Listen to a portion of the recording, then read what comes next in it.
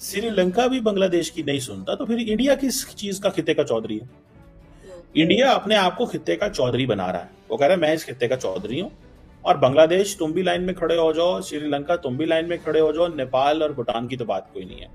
पीछे रह गया वो जो था, क्या नाम है उसका, बैंकॉक। उसको कह दिया भाई साहब आप आपके साथ स्ट्रेटेजिक पार्टनरशिप खोल लेते हैं, आप ठीक है आप काम कर रहे हैं।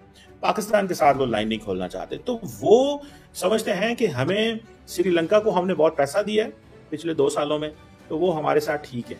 बांग्लादेश को वो समझते हैं एक तो मुसलमान मुल्क है, तो हमें इसको ठीक करना है, वैसे भी ठीक करने की जरूरत है, इनका स्टाइल, इनका अंदाज। और दूसरा ये है कि इस मुसलमान मुल्क की थोड़ी तबीयत खराब है। तो बांग्लादेश क्या सोच के इंडिया को आंखें दिखा रहा है? भूल गया है कि 1971 में यही इंडिया था जिन्होंने इनको मशरकी पाकिस्तान से बांग्लादेश बनने में सपोर्ट की थी। एक मुहावरा है कि जब गीदड़ की मौत आए ना तो वो शहर की तरफ निकल पड़ता है, ठीक है।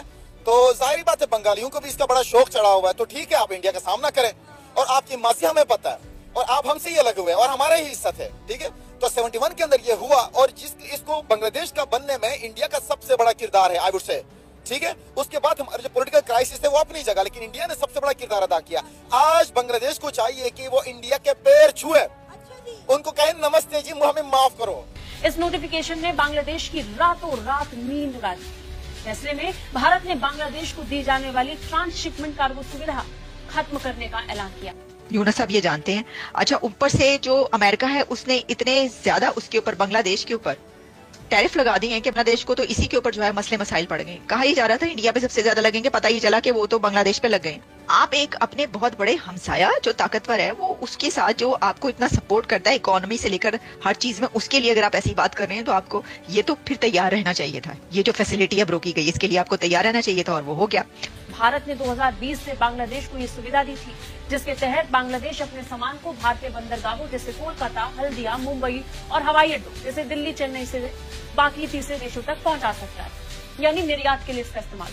बिल्कुल, पता नहीं पढ़े लिखे शख्स को इस तरह की बात नहीं करना चाहिए। ऐसे लोग कहते हैं पढ़े लिखे जाहिल, पढ़े लिखे जाहिल को इस तरह की बात नहीं करनी चाहिए। इख्तिदार दिए इसका मतलब ये नहीं कि आप झूठ का पलंदा उनके सामने रखें। आप इंटरनेशनली देखें, जब इकोनॉमी की बात की जाती है ना, तो बायलैटरल रिलेशंस अपने बेहतर करने होते हैं हर मुल्क के साथ। जबकि नेबरिंग कंट्री हो जिसमें आपका बॉर्डर उनके साथ अगर हो, बॉर्डर कंट्रीज के साथ, लैंडलॉक कंट्रीज के साथ, बाकी एरियाज के साथ, तो आपको चाहिए कि आप बांग्लादेश के, इंडिया के साथ अपने ताल्लुकात इतने बेहतर करें कि इंडिया बांग्लादेश में इन्वेस्ट करें। आप सींग अड़ाए बैठे हुए हैं। ठीक है, लॉन्ग टर्म सिचुएशन क्या है? लॉन्ग टर्म सिचुएशन ये है कि भाई आपने एक धचका दे दिया इंडिया ने बांग्लादेश को। जब धचका दे दिया तो उसके बाद अब पैनिक शुरू हो गई, तो इस पैनिक की वजह से ही करोड़ों अरबों रुपए का नुकसान हो जाएगा। वो जो बायलैटरल ट्रेड है, या वो जो ट्रेड नेपाल, भूटान या बाकी जगह पे जाती थी, वो ही उसकी उसको नुकसान होगा बहुत बड़े पैमाने पे। तो मुझे ऐसा लगता है कि ये they are waiting the time. और ये सिर्फ एक चीज नहीं है, इंडिया बहुत सारी ऑयल सप्लाईज भी बांग्लादेश भेजता है, स्टेप बाय स्टेप। लेकिन उन्होंने ये देखना है कि हमारे जो लोग हैं उनको भी नुकसान ना हो। मोदी सरकार ने बांग्लादेश का हुक्का पानी बंद कर दिया है। बांग्लादेश जो कि अपनी इकोनॉमी को बचाने के लिए हाथ पांव मार रहा था, कभी पाकिस्तान के पास आ रहा था और कभी चाइना में जाके बड़ी बड़ी बढ़के मार रहा था, बड़ी बड़ी स्टेटमेंट दे रहा था कि खित्ते के जितने भी ओशन है बांग्लादेश उनका अकेला इकलौता गार्डियन है। इंडिया ने बांग्लादेश को ऐसा मुंह तोड़ जवाब दिया है कि बांग्लादेश को खाने के लाले पड़ गए हैं। चीन में उन्होंने कोई 2-4 बढ़के मार दी, बहुत बड़ी बड़ी स्टेटमेंट्स दे दी।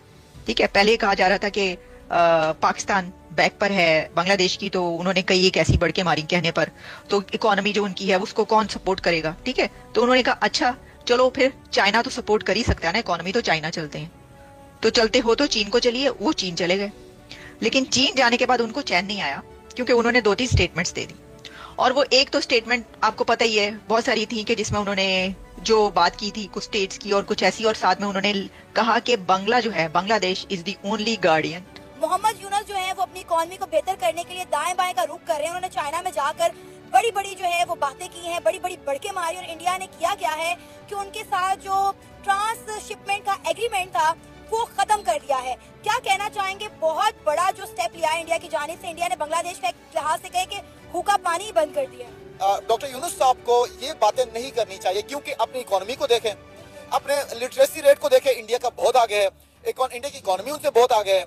इंडिया के अंदर वीमेन राइट्स को बहुत ज्यादा प्रेफर किया जाता है as compare to Bangladesh. India में क्लीनलीनेस को बहुत ज्यादा प्रेफर किया जाता है और बहुत ज्यादा as compare to Bangladesh. Then India को एग्जिट करने का rate as compare to Bangladesh बहुत कम है। बांग्लादेश में every second person is just flying away from there. It means that Narendra Modi doesn't want to make Mohammad Yunus happy and he doesn't want to win him. Narendra Modi वही करना चाहते हैं जो Donald Trump दुनिया के साथ करना चाहते हैं। Narendra Modi wants to change the behavior of Bangladesh through economic coercion. That is what mindset is. कि ये economic coercion करो, इंडिया बांग्लादेश के अंदर चीखो पुकार होगी। अब होगा क्या देखें, जब इंडिया बांग्लादेश को के बिजनेसमैन को टाइट करेगा तो वो हुकूमत को परेशान करेंगे। मोहम्मद यूनुस को नहीं पता कि ये ट्रांसशिपमेंट एग्रीमेंट क्या है, इंडिया के ऊपर किस तरह वो डिपेंडेंट थे। अब वो बेसिकली ये इंडिया एक कोर्सिव टैक्टिक इस्तेमाल करना चाहता है कि मोहम्मद यूनुस का जो एटीट्यूड है वो थोड़ा चेंज किया जाए, उसकी थोड़ी अप्रोच बदली जाए। अब ये देखें कि ये जो ट्रांसशिपमेंट फैसिलिटी थी, इसकी वजह से बांग्लादेश के जो एक्सपोर्टर थे वो इंडियन टेरिटरी के जरिए मुख्तलिफ जगहों पे पहुंचते थे और कार्गो जो चलते थे बांग्लादेश से वो इंडिया की लैंड कस्टम स्टेशन से गुजरते थे और इंडिया का जो इंडिया का इंदिरा गांधी इंटरनेशनल एयरपोर्ट है दिल्ली के अंदर, वहाँ से होते हुए जो है वो बांग्लादेश की जो एक्सपोर्ट है वो यूरोप, वेस्ट एशिया और इन इलाकों में। तो दोस्तों ट्रांसशिपमेंट के साथ में एक खबर और निकल कर आई है कि बांग्लादेश से जो भी एयरपोर्ट का सामान भारत आ रहा था, एयरपोर्ट के थ्रू जा रहा था सामान, उसको भी रोक दिया गया है। दूसरी एक और खबर निकल कर आई है कि इंडिया से जितना भी सामान बांग्लादेश की तरफ जा रहा था और बांग्लादेश से जो माल इंडिया में आ रहा था उसे भी पूरी तरीके से रोक दिया गया है। आज ही की न्यूज निकल कर आई है। पाकिस्तानी मीडिया का अभी तक तो रिएक्शन नहीं आया है इसके ऊपर, लेकिन यहां पर जो माल भरे हुए थे ट्रक्स के अंदर उनको बॉर्डर पर रोक दिया गया है। इंडिया से जो सामान था उसे भेजना बंद कर दिया गया है। और आप देखिए अभी तो ट्रांसशिपमेंट के ऊपर इतनी बड़ी यहां पर मुसीबत आने वाली है क्योंकि बांग्लादेश को एक ही दिन के अंदर करोड़ों डॉलर्स का नुकसान ऑलरेडी हो चुका है और आने वाले एक हफ्ते के अंदर आप देखेंगे कि ये तरसने वाले हैं खाने के लिए। फिर से 300-400 रुपए किलो टमाटर और प्याज इनके देश में होने वाला है। आपकी इकोनॉमी में कुछ नहीं है, दोनों का भी खजाना बिल्कुल खाली है, दोनों के इंडिया के साथ ताल्लुकात बिल्कुल ठीक नहीं है। वो अपनी जगह के शेख हसीना वाजिद साहिबा ने इस वक्त वहां बना लिया हुआ है और वो चाह रही है कि बांग्लादेश के अंदर जितने भी करप्ट अनासिर हैं उन सबको कड़ी से कड़ी सजा मिलनी चाहिए, जबकि यूनुस साहब कोशिश कर रहे हैं कि इनको वहां लेके जाए, उनके एहतसाब हो। Having all these things, political crisis से बांग्लादेश गुजर रहा है और इंडिया के पास जो पॉलिटिकल क्राइसिस है वो नहीं होने के बराबर है as compare to Bangladesh. India जो है उसने ये जो ट्रांसशिपमेंट फैसिलिटी है जो कि बांग्लादेश को अलाउड थी कि वो अपनी गुड्स वगैरह एक्सपोर्ट कर सकता था किसी भी थर्ड कंट्री को, इंडिया के जो लैंड कस्टम स्टेशन पोर्ट्स थे और एयरपोर्ट से, ये जो बेसिकली ये 8 अप्रैल से ही उन्होंने ये किया है और ये 5 साल का एग्रीमेंट था जो कि जून 2020 में हुआ था। अब बांग्लादेश की जो ट्रेड लॉजिस्टिक की जो कॉस्ट है वो बढ़ेगी बेसिकली। तो वो बांग्लादेश देखिए ना, एक तरफ अमेरिकन ने बांग्लादेश के ऊपर 39% टैरिफ लगा दिए, वो तो चलो ट्रम्प एडमिनिस्ट्रेशन ने उसको 90 डे का मोरेटोरियम उसके ऊपर लगा दिया है, लेकिन बांग्लादेश के लिए इकोनॉमिक चैलेंज तो बढ़ गया। तो सोचिए आपकी इकोनॉमी कहाँ चली जाएगी। आप देखें कि दुनिया टैरिफ से बचने के लिए अब इंडिया का रुख कर रही है। आप देखें कि एप्पल, सैमसंग और जितने भी टेक जायंट्स हैं वो ये कह रहे हैं कि हमने जो है इतना भारी भरकम टैरिफ नहीं देना। वो अब अपने जो फैक्ट्रीज हैं, अपने मैन्युफैक्चरिंग प्लांट है वो इंडिया शिफ्ट कर रहे हैं। अब जाहिर है बांग्लादेश ने भी कुछ ना कुछ हाथ पांव मारने थे इससे बचने के लिए। झूठ ही बोलना था फिर बांग्लादेश ने अपने पैरों पे खुद कुल्हाड़ी मार ली ना। कोर्स उनके लिए बहुत नुकसान है, पॉलिटिकली भी नुकसान है, इकोनॉमिकली भी नुकसान है, मुल्क के ताल्लुकात भी बेहतर नहीं होंगे। एक प्रोडक्ट की हम मिसाल लेते हैं कि जैसे आईफोन है, आईफोन पाकिस्तान में टैरिफ लगने के बाद जो आईफोन 16 है वो आपको पड़ रहा है 1 मिलियन 10 लाख का पड़ रहा है। जो 6 लाख 40 हजार का मैक्सिमम आपको मिलता था वो 10 लाख का है।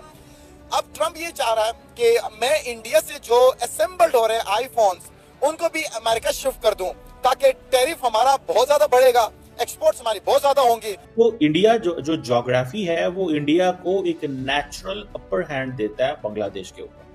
सो बॉर्डर सिक्योरिटी, ट्रांजिट हो, ट्रेड हो, तो जब भी टेंशन होगी, जब भी क्राइसिस होगी, जब भी इस तरह की चीजें होंगी तो इंडिया विल exert diplomatic और military pressure on बांग्लादेश। और फिर वैसे तो Bangladesh obviously can't compete with India के पास न्यूक्लियर वेपन्स है, मिसाइल टेक्नोलॉजी है, फिर वो जिसे कहते हैं ना इंडिया के पास बहुत ज़्यादा एडवांस्ड एंड लार्जर मिलिट्री है, कन्वेंशनल बड़ा स्ट्रॉन्ग है, न्यूक्लियर कैपेबिलिटी भी है। अब दोनों मुल्कों का कोई कंपैरिजन नहीं है किसी तरह। अब सवाल सिर्फ ये है कि मोहम्मद यूनुस को पैगाम दे रहे हैं मोदी साहब कि आप वो करें जो मैं आपको कहता हूं, आप अपना बिहेवियर बदलें, ठीक है। अब फॉर एग्जांपल इंडिया का तो ये एक टूल है ना, मुझे आपको पता देयर आर 54 रिवर्स जो इंडिया से बांग्लादेश में जाते हैं, और ये सारे वो जो ना अपस्ट्रीम फ्लो है, तो इसमें अगर इंडिया चाहे तो वो पानी रोक सकता है। ये जो अक्सर आप सुनती होंगे, ये अक्सर आता है जी Teesta river water sharing agreement, ठीक है जी, ये देर से नहीं, ये रिजॉल्व नहीं हुआ।